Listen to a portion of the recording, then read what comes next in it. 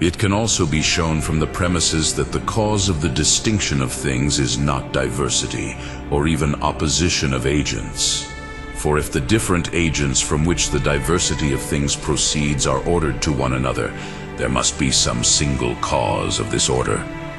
For many things are not united, except by someone, and thus ordering it is the first cause and one of the distinction of things. But if the different agents are not directed to each other, their coming together to produce a diversity of things will be accidental.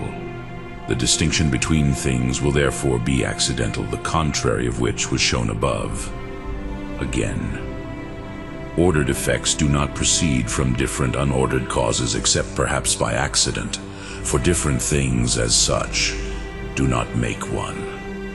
Now distinct things are found to have an order to one another not by chance, since in many cases one is helped by another. It is therefore impossible that the distinction of things thus ordered should be due to the diversity of unordered agents.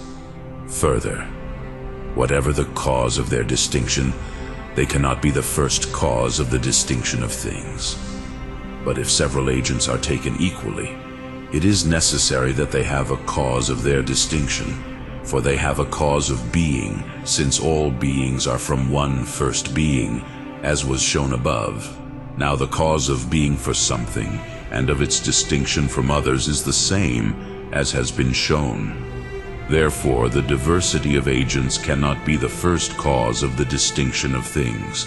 Again, if the diversity of things proceeds from the diversity or contrariety of different agents, this seems especially to be the case, which many also posit concerning the contrariety of good and evil, so that all good things proceed from a good principle, but evils from evil. For good and evil are in all kinds, but there cannot be one first principle of all evils. For when those things which are through something else are reduced to those which are in themselves, it will be necessary that the first agent of evils be evil in itself. But by itself we say that it is such by its essence, therefore his essence will not be good. But this is impossible. For everything that is, insofar as it is a being, must necessarily be good, for each one loves its own being and desires to be preserved. But it is a sign because each one fights against its corruption. But it is good that all things desire. Still, every agent acts as he actually is. In fact, it is so great that each one is perfect. But everything perfect as such we call good. Therefore every agent as such is good. If therefore anything is evil in itself, it cannot be an agent. But if it is the first principle of evils, it must be evil in itself, as has been shown. It is therefore impossible to make a distinction in things proceeding from two principles, good and bad. Further, if every being as such is good, then evil, insofar as it is evil, is a non-being. But it is not for a being as such to posit an active cause, since every agent acts inasmuch as it is actually a being, and each thing acts like itself. Therefore, insofar as it is of this kind, it is not necessary to posit a cause acting in itself. It is therefore not possible to reduce evils to one primary cause which is in itself the cause of all evils. Still, that which is brought forth apart from the agent's intention has no cause in itself, but happens by accident, as when one finds a treasure when digging to plant it. But evil cannot result in any effect except apart from the intention of the agent, since every agent aims at good, for it is good that all things desire. Evil then does not have a cause in itself, but accidentally occurs in the effects of causes. Therefore it is not necessary to posit one as the first principle of all evils. In addition, opposite agents are opposite actions. Therefore those things which are produced by one action are not to be posited as contrary principles. But good and evil are produced by the same action, for by the same action water is corrupted and air is generated. Therefore, because of the difference between good and evil found in things, contrary principles are not to be posited. Further, which is not at all neither good nor bad, but what is, insofar as it is good. as has been shown. Therefore something must be evil, inasmuch as it is a non-being. But this is a private being. Evil, therefore, as such, is a deprived being, and the very evil is privation itself. But privation does not have a cause acting by itself, because every agent acts insofar as it has a form, and thus the effect of the agent must be by itself having a form, when the agent acts like itself, except by accident.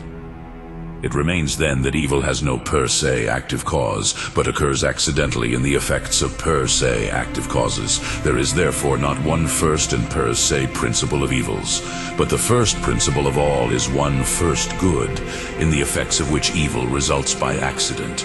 This is why it is said in Isaiah 45, I am the Lord, and there is no other God, forming light and creating darkness, making peace and creating evil.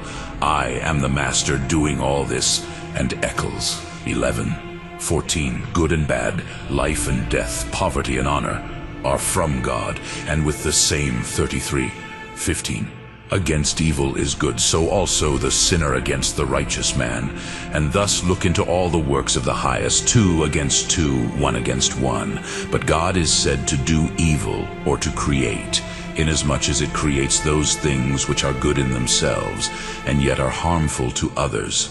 Just as the wolf, although in its own kind there is a certain good of nature, yet is evil to the egg, and likewise the fire of water, inasmuch as it is corruptive thereof.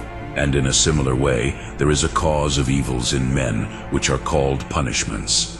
Where does Amos 3:6 say, if there is evil in the city that the Lord has not done? And this is what Gregory says, even evils which do not exist by their own nature are created by the Master, but evils are said to be created when things which are good in themselves are created into a scourge for us who do evil. By this means, the error of those who set contrary first principles is excluded. This error first began with Empedocles, for he posited the 2 first principles of agency, friendship and contention, of which friendship he said was the cause of generation, and contention was the cause of corruption, from which it appears, as Aristotle says in Metaphysics 1, that here too, good and evil, he first posited opposite principles. But Pythagoras also posited the first 2, good and evil, but not by way of active principles, but by way of formal principles. For he assumed that these 2 were the categories under which all other things were included, as is clear from the Philosopher in Metaphysics 1. But these errors of the most ancient philosophers, which have been sufficiently excluded, even by the later philosophers, some perverse men of sense have presumed to add to the Christian doctrine. The first of whom was Marcius, from whom the Marcians were called, who founded a heresy under the name of Christian, having held 2 principles contrary to him, whom the Sardonians followed, and afterwards the Marcionists, and lastly the Manichaeans, who especially spread this error.